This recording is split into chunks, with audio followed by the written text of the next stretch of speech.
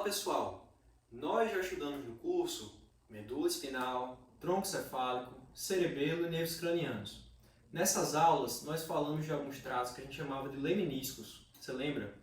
Esses lemniscos eram tratos o quê? Que vão em direção ao tálamo. Tálamo que é parte do diencéfalo. E era nesse momento que as informações sensoriais ou informações percebidas do ambiente se tornavam conscientes, o que já evidencia uma das funções do diencéfalo, que é a receber nossos sentidos e também já processar essas informações. Além disso, o tálamo funciona como um portal que liga as informações motoras decididas pelo córtex para serem efetuadas pela periferia. Antes disso, as informações passam pelo tálamo. Além disso, o tálamo vai ter funções viscerais de controlar hormônios, controlar glândulas. E a gente vai lembrar que na nossa aula de divisões do sistema nervoso, a gente viu que o cérebro era composto pelo telencéfalo, aquela parte de fora, que geralmente a gente chama de cérebro, é o telencéfalo. Tem aqueles sucos e giros, é aquela parte de substância cinzenta bem evidente, mas lá no centro, dentro daqueles dois hemisférios, existe o diencéfalo, que a gente divide em 4 partes, que a gente divide em tálamo, epitálamo, subtálamo e hipotálamo. E essa disposição aqui tem uma função. É mais ou menos essa a disposição anatômica dessas 4 estruturas, que a gente vai estudar uma por uma. Mas antes, a gente vai lembrar do terceiro ventrículo. Esse terceiro ventrículo é uma estrutura ventricular, ou seja, de conteúdo de líquor, cujas paredes são partes do terceiro, na verdade, partes do diencéfalo. Então a gente vai estudar primeiro o terceiro ventrículo e depois passar para cada uma dessas partes. O sistema ventricular é formado por 4 ventrículos. Os 2 ventrículos laterais, o terceiro ventrículo e o 4º ventrículo, que a gente viu lá em tronco cefálico. Os ventrículos laterais não se comunicam entre si. Eles comunicam direto com o terceiro ventrículo, através dos forames interventriculares ou forames de Monro. E o terceiro ventrículo, ele se comunica aqui com o 4º ventrículo através do aqueduto mesencefálico, o aqueduto de Sylvius, o aqueduto cerebral. Tudo bem? Essa imagem mostra o desenvolvimento desde o tubo neural dilatado lá até a conformação adquirida pelo sistema ventricular no adulto. Aqui nós temos o terceiro ventrículo, as ligações, os orifícios que ligam o terceiro ventrículo ao ventrículo lateral, forame de Monro esquerdo, ligando o terceiro ventrículo ao ventrículo lateral esquerdo, forame interventricular, o forame de Monro direito, ligando o terceiro ventrículo ao ventrículo lateral direito. O terceiro ventrículo, se a gente for descendo, a gente acha o aqueduto mesencefálico e chega aqui no 4º ventrículo, que fica lá entre o tronco cefálico e a ponta, e o cerebelo. Se a gente lembrar, ele tem alguns recessos laterais, que a gente chama de forames de Lustra, e a gente tem também o forame de Magendie aqui embaixo. Tudo bem? Sistema ventricular, para a gente entender bem. Mas o terceiro ventrículo, ele geralmente é evidenciado nas peças anatômicas a partir desse corte, um corte sagital mediano do encéfalo. Se a gente fosse subindo do 4º ventrículo, a gente lembra que a gente chega no aqueduto mesencefálico para chegar no terceiro ventrículo. Só que qual é o limite? Aqueduto mesencefálico, terceiro ventrículo. Essa estrutura aqui que é a comissura posterior. Tudo bem? Da comissura posterior para baixo, aqueduto. Da comissura para cima, terceiro ventrículo. Tudo bem? E a gente já tem falado do forame de Monro. Ele vai ser o limite superior. Tudo bem? A partir daqui do forame, ventrículos laterais. Até aqui, terceiro ventrículo, vai ser tudo isso aqui, o terceiro ventrículo. Tudo bem? Só que se eu ligar essas duas estruturas, existe na peça anatômica mesmo, no nosso cérebro, existe essa estrutura que é uma depressão que a gente chama de sulco hipotalâmico. Se a gente revelar aqui na peça, seria esse sulco ligando os dois orifícios, que ele divide o que é tálamo superiormente e o que é hipotálamo inferiormente. Nesse corte, eu queria evidenciar para vocês essa estrutura daqui, que a gente chama de aderência intertalâmica. Essa aderência intertalâmica está presente em 70% das pessoas. E ela é intertalâmica, ou seja, ela liga os dois tálamos como uma pontezinha. Não necessariamente quem não tem essa aderência intertalâmica tem algum déficit, é um deficiente, não necessariamente. Essa aderência intertalâmica vai ter uma função que a gente vai ver melhor na microscopia, tudo bem? E aqui do hipotálamo, eu vou diferenciar para vocês aqui, vou indicar 4 estruturas, geralmente são estudadas em conjunto devido a uma continuação da nossa observação com elas. A primeira estrutura é o quiasma óptico. A gente vai lembrar lá da aula de nervo óptico o que é que esse quiasma continha, o que é que passava aí. Depois, a gente vai ter o infundíbulo. Essa estrutura que é como se fosse uma haste, tudo bem? E depois a gente vai ter o tubercinéreo e depois essas bolinhas que são os corpos mamilares, tudo bem? Quando a gente chegar em hipotálamo, a gente vai ver bem direitinho o que é cada uma dessas estruturas. Só que além disso, a gente vai agora para a parte posterior, para a parede posterior do terceiro ventrículo, que é formada pelo epitálamo, tudo bem? Essa estrutura aqui em verde é praticamente a estrutura mais importante, ou macroscopicamente mais importante, que a gente vê do epitálamo, que é a pineal. A pineal, que é uma das nossas glândulas do corpo, ela se continua aqui em cima com algumas estruturas, algumas fibras nervosas, que são chamadas de estrias medulares do tálamo, tudo bem? Essas estrias medulares são como uma capinha lá na parede posterior do terceiro ventrículo. E essa capa, ela vai chegar lá no teto do terceiro ventrículo, onde ela vai receber, onde vai se inserir a tela coroidea. O que é essa tela? Ela é, na verdade, o teto do terceiro ventrículo. A partir dela, que são emitidos os plexos coroideus. A gente estava falando agora do sistema ventricular. Nele está contido o líquido cefalorraquidiano. E esse líquor ele é produzido por essas estruturas aqui, que são os plexos coroideus. Tudo bem? São vasos que eles estão entremeados, eles vão fazendo voltas, e a partir desses vasos vai ser filtrada uma parte do sangue para formar uma espécie de plasma, que é o líquido cefalorraquidiano. Existe plasma no terceiro ventrículo, ou existe plexo coroideo no terceiro ventrículo, e ele se comunica com o plexo coroideo do ventrículo lateral, através do forame de Monro. O plexo coroideo do terceiro ventrículo ele passa através dos forames de Monro, para chegar no ventrículo lateral, se comunicar com os plexos coroideus dos ventrículos laterais. Tudo bem? Só que não é essa parte lisa que eu estou apontando como tela coroidea. Essa parte bege lisa é o fórnice. Esse fórnice se liga com os corpos mamilares para fazer parte do sistema límbico. É outra história. Entre essa parte lisa e essa parte rugosa, que é plexo coroideo, existe uma telinha aqui bem fininha, que é muito difícil de mostrar, que se chama a tela coroidea. Tudo bem? Já falamos do teto, da parede posterior, da parte do assoalho do terceiro ventrículo. Agora vamos para a parede anterior. A parede anterior é composta por essa estrutura, que a gente chama de lâmina terminal. Ela vai desde a comissura anterior, essa bolinha aqui, até o quiasma óptico. Tudo isso aqui a gente chama de lâmina terminal. Tudo bem? Era isso para mostrar o terceiro ventrículo. E aqui uma imagem cirúrgica endoscópica, que a gente está com a câmera dentro do ventrículo e a gente está vendo aqui plexo coroideo, aquela parte rugosa que a gente estava vendo, atravessando o forame de Monro para chegar em outro ventrículo. Aqui, para vocês verem bem, o forame de Monro, como ele é visto dentro da cirurgia endoscópica. E a gente vai lembrar que a gente vai estudar parte por parte do tálamo, ou do diencéfalo, a começar pelo tálamo. Tudo bem? A gente viu agora o sistema ventricular, que são essas partes azuis escuras, certo? Essa parte azul clara é o tálamo. O que é o tálamo? Na verdade, o tálamo são duas estruturas, são duas massas ovoides, portanto, é uma estrutura par, certo? Existem duas delas, e elas se ligam, em 70% das pessoas, pela aderência intertalâmica. Elas têm eminências ou projeções que são anteriores, que a gente chama de tubérculo anterior, e existe também uma projeção posterior, que é um pouquinho mais marcada, que a gente chama de pulvinar do tálamo. A gente vai ver que função tem cada parte dessa, mais na aula de microscopia.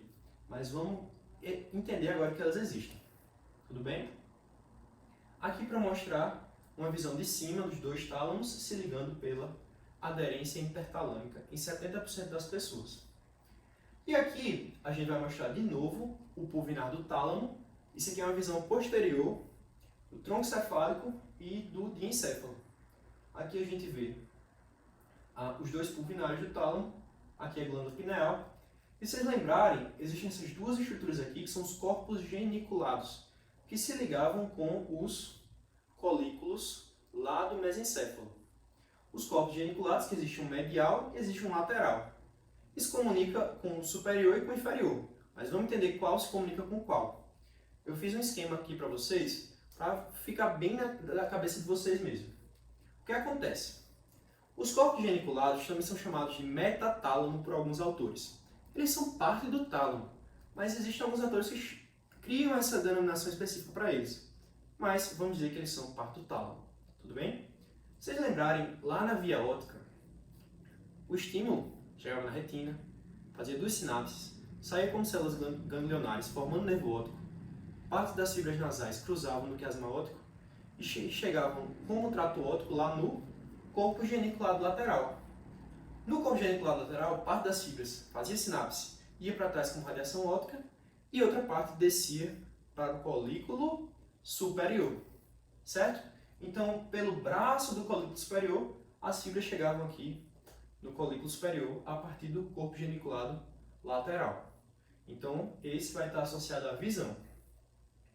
Enquanto isso, lá no nervo vestíbulo coclear, vocês vão lembrar que as fibras chegavam pelo nervo, lá no ângulo ponto cerebelar, faziam sinapse, a parte coclear fazia sinapse com os núcleos cocleares ventral e dorsal, e aí emitiam-se fibras que faziam uma curva já no núcleo olivar superior, ou iam lá para o outro lado através do corpo trapezoide para fazer volta no outro núcleo olivar superior, para subir como lemnisco lateral e chegar no colículo inferior. Tudo bem? A partir do colículo inferior existia uma sinapse aqui, esse axônio novo subia aqui, para fazer uma outra sinapse no corpo geniculado medial, que vai estar então associado à audição. E a gente tem um mnemônico para você lembrar disso.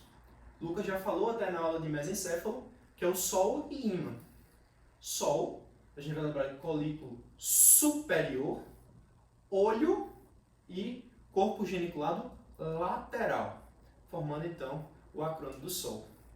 E o ímã, a gente vai lembrar de colículo inferior, corpo geniculado medial e audição, para a gente lembrar do acrônimo do ímã. Tudo bem? Para vocês nunca mais esquecerem essa relação. Tudo bem? E aqui, para a gente mostrar também que o tálamo, isso aqui é um corte frontal do cérebro, certo?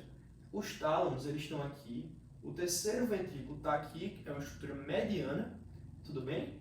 E só que a parede lateral do tálamo vai estar em direta relação com a cápsula interna. Essa cápsula interna contém fibras que estão saindo lá do córtex para descer e chegar lá na medula.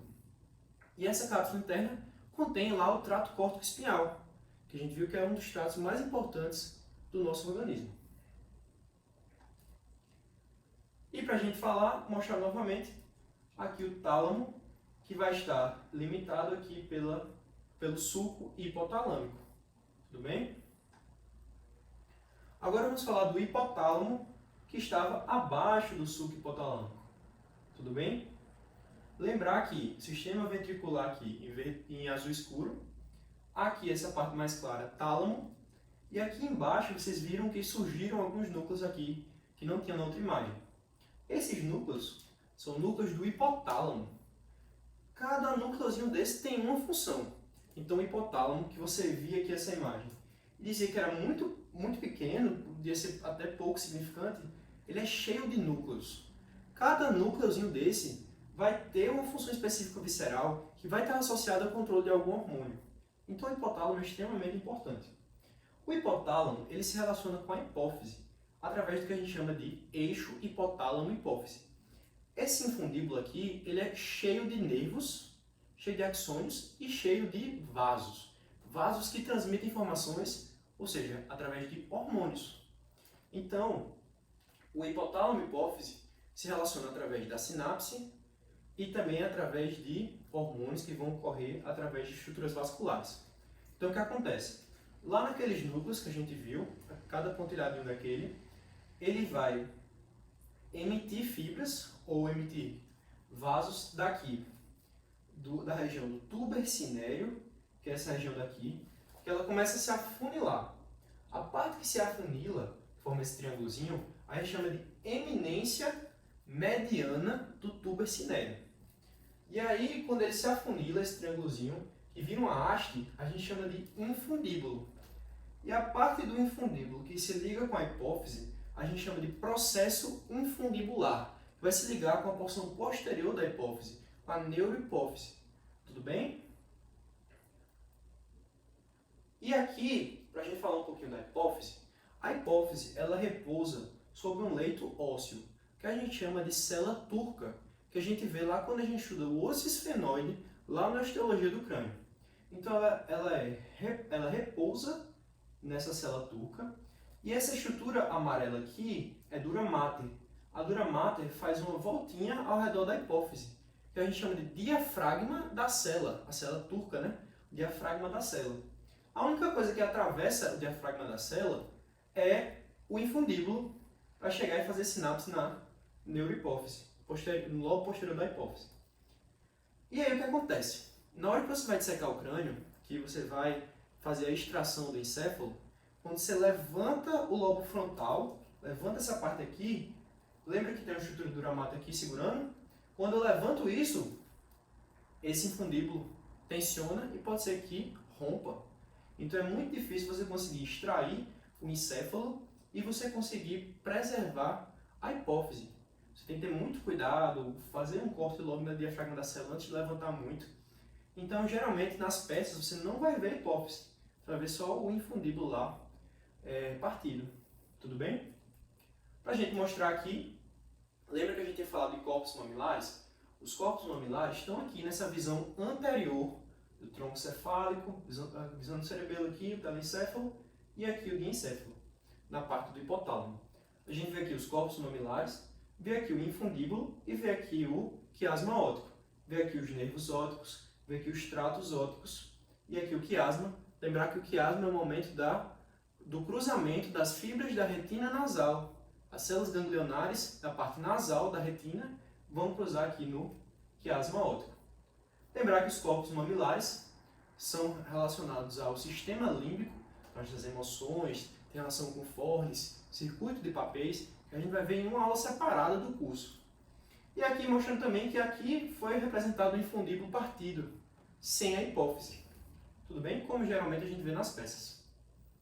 E para a gente falar do epitálamo, a gente fala aqui da pineal, que é a principal estrutura macroscópica para a gente ver. Essa pineal, a gente vai lembrar que ela está associada à melatonina, um dos nossos hormônios do sono. Inclusive, tem muita gente que vai para os Estados Unidos, compra melatonina para fazer suplementação de melatonina, tentando melhorar o sono. Existem alguns estudos que falam a favor disso, outros que dizem que não tem diferença, mas fica aí para vocês, melatonina tem a ver com sono. Tudo bem? A pineal, ela é como se estivesse presa aqui no diencéfalo através de duas estruturas. Essa de baixo, que é a comissura posterior que a gente já viu, e aqui em cima outra comissura, a comissura das abênulas. A gente vai entender um pouquinho o que são essas abênulas. Mas é a partir dessas abênulas que são emitidas as fibras que formam as estrias medulares do tálamo. Então existem aqui as abênulas e elas duas se comunicam. Tudo bem? O que são essas abênulas então?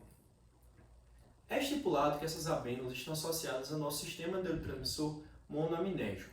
Alguns estudos, como esse, advogam que existe uma maior ativação dessas abênulas em pacientes depressivos. Então eu deixei aqui essa referência para vocês poderem dar uma lida, quem quiser se aprofundar nas abênulas, mas elas têm uma conexão com diversas estruturas do do nosso telencéfalo, do nosso encéfalo de forma geral. Vai estar associado a alguns núcleos da base, associados ao hipotálamo, associado a núcleos da RAF. Então tem diversas funções associadas a essas amêndoas que aparentemente pouca gente conhece ou pouca gente dá alguma importância a elas. Tudo bem? Quando a gente vê naquela imagem posterior de novo, a gente vai ver aqui pineal e lateralmente aqui os trígonos das amêndoas emitindo as estrias medulares do tálamo. Tudo bem? Que em inglês a gente vê aqui como tênia talame. Tudo bem? E por último, a gente fala do subtálamo. O subtálamo é muito difícil você ver numa peça, porque ele é um núcleo subtalâmico que ele só se vê quando você corta o encéfalo assim, e geralmente para você ver você tem que fazer uma preparação com um corante específico para núcleos. E aí, como é que a gente acha numa peça assim? A gente vai lembrar dos tálamos, aqui o terceiro ventrículo, que é aquela estrutura mediana, aqui a cápsula interna, e aqui abaixo do tálamo, os núcleos aqui subtalâmicos. E eles estão acima da substância negra do mesencéfalo, de forma que o subtálamo é considerado uma região de transição entre mesencéfalo e diencéfalo. São esses dois núcleozinhos aqui. Apesar de eles serem muito difíceis, eles são importantes. Lesões do núcleo subtalâmico podem estar associadas ao hemibalismo e a alguns distúrbios no movimento. A gente vai ver melhor esses distúrbios no movimento quando a gente estudar o circuito motor. Tudo bem? Era isso que a gente tinha para passar de diencéfalo. A gente já mandou, na verdade, o módulo para vocês. Vão dando uma lida no módulo, que a gente também vai mandar questões para vocês resolverem sobre esses assuntos. E o diencéfalo ele vai ser mais abordado, mais investigado, quando a gente estiver na aula de microscopia, no próximo sábado. Tudo bem? Fiquem com